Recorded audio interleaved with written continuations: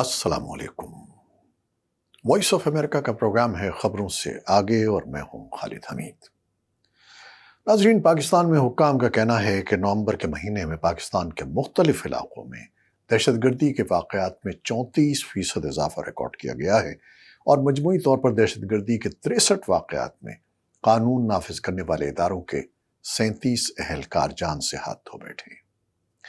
ان حملوں کی ذمہ داری مختلف ناموں سے چھوٹے چھوٹے دہشت گرد گروپ قبول کر رہے ہیں، جن میں لشکر خراسان اور تحریک جہاد پاکستان کے علاوہ عسکریت پسند کمانڈر حافظ گل بہادر کا گروپ بھی شامل ہے، اور یہی ہمارا آج کا موضوع ہے۔ 26 نومبر سن 2023 کو بنوں کے علاقے بکاخیل میں خودکش حملے میں ملوث دہشت گرد کا تعلق بھی عسکریت پسند کمانڈر حافظ گل بہادر کے گروہ سے بتایا گیا ہے۔ پاکستانی فوج کے ترجمان ادارے ISPR کے مطابق حملہ آور افغانستان کا شہری تھا اور حملے میں 2 شہری ہلاک جبکہ 3 سیکیورٹی اہلکاروں سمیت 10 افراد زخمی ہوئے ہیں۔ اس سے پہلے بھی پاکستان میں دہشت گردی کے واقعات میں براہ راست پاکستانی عسکریت پسند کمانڈر حافظ گل بہادر گروپ کے جنگجو ملوث پائے گئے ہیں۔ ہمارے نمائندے فخر کاکا خیل کی رپورٹ کے مطابق 15 اگست سن 2021 کو افغانستان میں طالبان کے قبضے کے بعد سے خیبر پختونخوا کے جنوبی اضلاع میں اس گروہ کی کارروائیوں میں مسلسل اضافہ دیکھنے میں آیا ہے۔ پاکستان کا دعویٰ ہے کہ اس نے افغان سرزمین پاکستان کے خلاف استعمال ہونے کے ثبوت کابل کو فراہم کیے ہیں، جبکہ افغان طالبان کے ترجمان ذبیح اللہ مجاہد پاکستان میں حملوں کے لیے افغان سرزمین کے استعمال ہونے کے الزامات کی کئی بار تردید کر چکے ہیں۔ رواں برس اگست میں ذبیح اللہ مجاہد نے ایک بیان میں کہا تھا کہ گزشتہ کچھ عرصے میں داعش کے 18 اراکین افغانستان میں مارے گئے جن کا تعلق پاکستان سے تھا، لیکن افغان طالبان نے پاکستان پر اس طرح کا کوئی الزام نہیں لگایا۔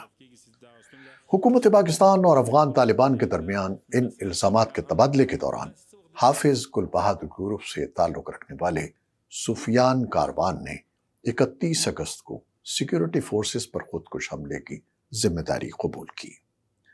حافظ گل بہادر گروپ کا نیٹ ورک پاکستان میں کتنا مضبوط ہے، افغان طالبان اور TTP سے ان کے کیسے روابط ہیں، یہ جاننے کے لیے پہلے ایک نظر ڈالتے ہیں گروپ کے کمانڈر حافظ گل بہادر کے پروفائل پر۔ حافظ گل بہادر کا تعلق پاکستان کے قبائلی ضلع شمالی وزیرستان کے علاقے دتہ خیل سے ہے۔ انہوں نے دینی تعلیم تحصیل میر علی کے مدرسے دارالعلوم نظامیہ سے حاصل کی، جس کے بعد وہ جمعیت علماء اسلام کی طلبہ تنظیم کے فائنانس سیکریٹری اور بعد ازاں اس کے پریس سیکریٹری رہے۔ شمالی وزیرستان سے تعلق رکھنے والے سینئر صحافی ناصر داوڑ نے دوران رپورٹنگ حافظ گل بہادر کے ساتھ کئی ملاقاتیں کی ہیں۔ ان کے بقول گل بہادر نہ صرف نظریاتی طور پر افغان طالبان سے متاثر تھے بلکہ وہ افغان طالبان کے قریب بھی تھے۔ ناصر داوڑ کے مطابق شمالی وزیرستان میں گل بہادر کے رابطے حقانی نیٹ ورک اور بعد ازاں القاعدہ کے ساتھ قائم ہوئے، اور جب دہشت گردی کے خلاف شمالی وزیرستان میں کارروائیوں کا آغاز ہوا اس وقت انہوں نے پاکستان اور افغانستان میں لڑنے کے لیے شورا مجاہدین وزیرستان کے نام سے اپنا ایک الگ گروپ بنا لیا۔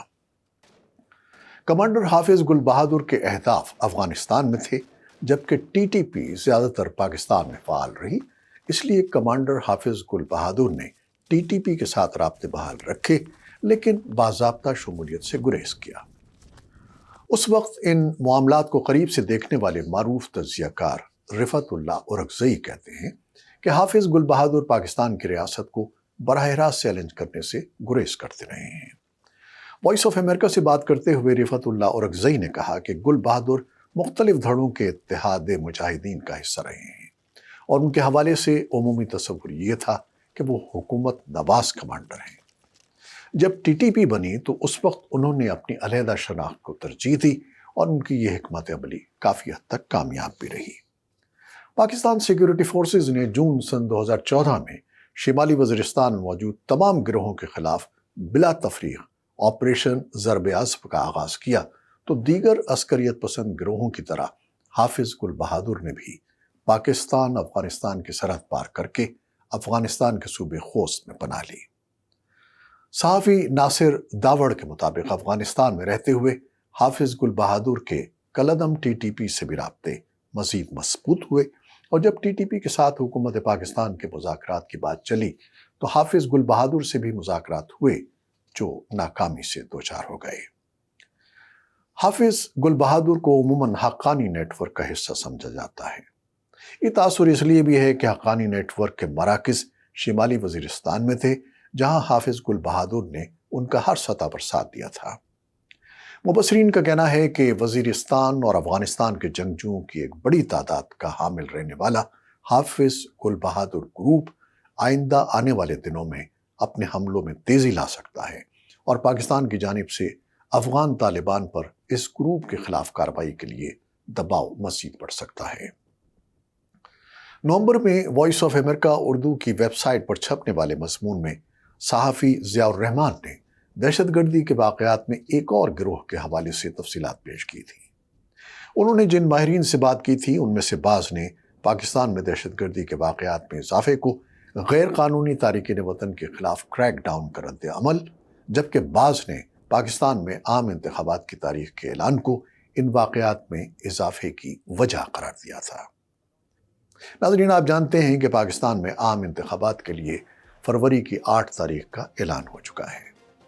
ایسے میں دہشت گردی کے واقعات پاکستان میں قانون نافذ کرنے والے اداروں کے لیے آئندہ عام انتخابات کے انعقاد میں کیا چیلنجز پیدا کر سکتے ہیں؟